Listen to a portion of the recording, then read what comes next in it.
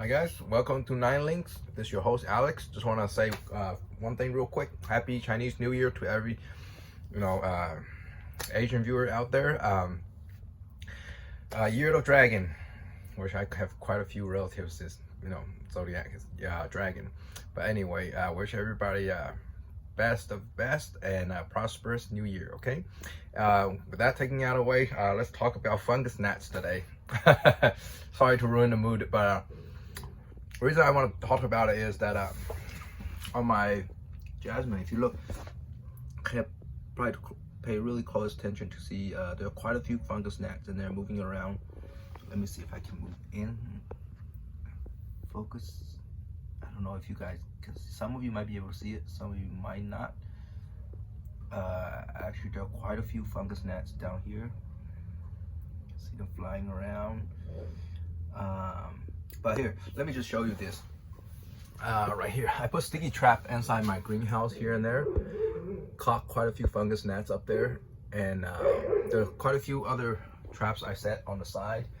So now I think for all plant lovers, gardeners, fungus gnats never been one of those very hot topic.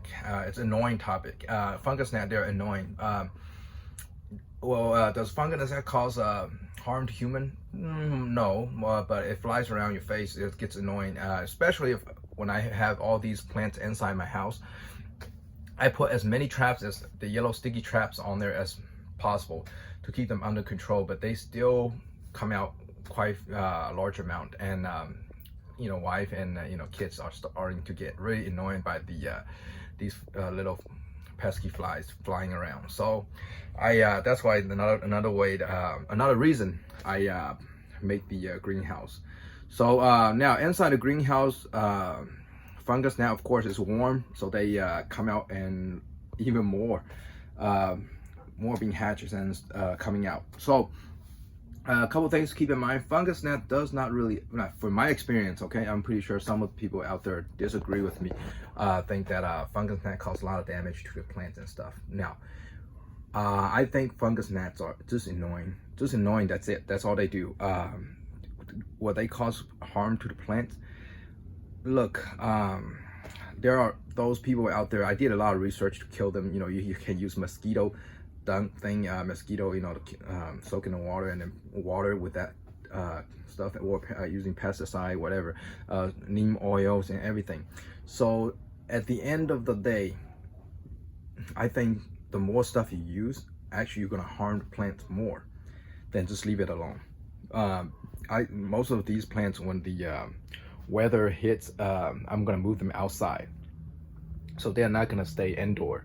So when it's outside, fungus gnat doesn't usually that much a big deal. They just fly around outside. Now there are a couple. If you really hate fungus gnats, there are a couple ways I can help you to reduce their population. But if we're talking about getting rid of them 100%, it's not possible. One fungus gnat, I think, can lay up to 200 eggs, and also a lot of people say, oh, don't water your plants too frequent, because fungus gnat attracted to organic material when it's wet. That's where they lay their eggs. Well, the thing is, it's hard to control not to water it. If you get it too dry, it damages your plant. So the best thing is, I used to have a white sand on top, or sphagnum moss. You guys know from the previous years, I have a lot of sphagnum moss, and almost every single plant I planted, I used sphagnum moss in there like crazy. Now, after I finished all those moss, try to buy more, but with after COVID, the price on everything went up dramatically. So instead of buying them, I just used the regular mix, and after a while, you just get used to the fungus gnats. Really, it's like just natural thing. Just kind of like think of this way: in Texas, you have a mosquito problems. Texas are summertime mosquito here and there. Can you get rid of them 100%? No.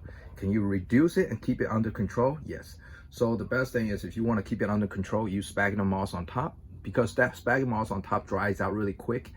And when fungus gnats try to find anywhere with moist, they don't find it moist in the sphagnum moss.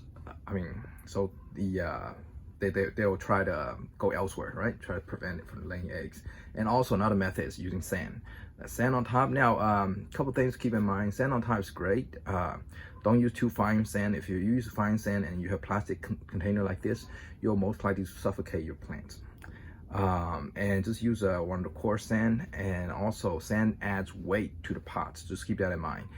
Initially, I actually like most of my pots to be heavy, on the heavy side, so the wind and stuff, when it blows on it, it will, you know, provide more stability on the ground. But over time, because I move them in and out, I feel tiring. That's why for all the new pots that I'm doing with the white champaga repotting and stuff, cymbidiums and stuff, I use a little bit of garden mix, and then mostly one of those potting mix, miracle potting mix and stuff. As you can see, this potting mix, I mean, if we talk about it, it's really organic. You see barks everywhere. So the end of a video, I guess. The conclusion is that if you want to get rid of a fungus gnat, you're one of those, I used to be like that, professionalist, you know, just try everything be perfect. These little pest flies, you hate it, you want to get rid of 100%. Good luck on that. Not try to be, you know, in a way, it's really good luck on that. It's really hard to get rid of them. I tried many different methods. Hydrogen peroxide stuff, those methods, they do work, can reduce their population, but eliminating them 100%, it's impossible. And also, when you have a greenhouse, the greenhouse temperature always warming here. It only takes a few of them to lay eggs around your plant, and they just keep on going forward. So I would not think of it this way. The main purpose of this video is just telling you this: fungus gnat doesn't cause much harm, even if your whole pot is infested with them. The larvae of fungus gnats, the fungus gnat larvae, eats decomposed stuff, and if they ran out of decomposed stuff, they'll start eating. They do eat, some of them, they do eat plant roots, but from my experience, I think they eat decomposed stuff more than plant roots. And now with you guys see, you know, some of the video that I do, my plant repots, you should see all my plants, they have a tremendous roots down there in the pot.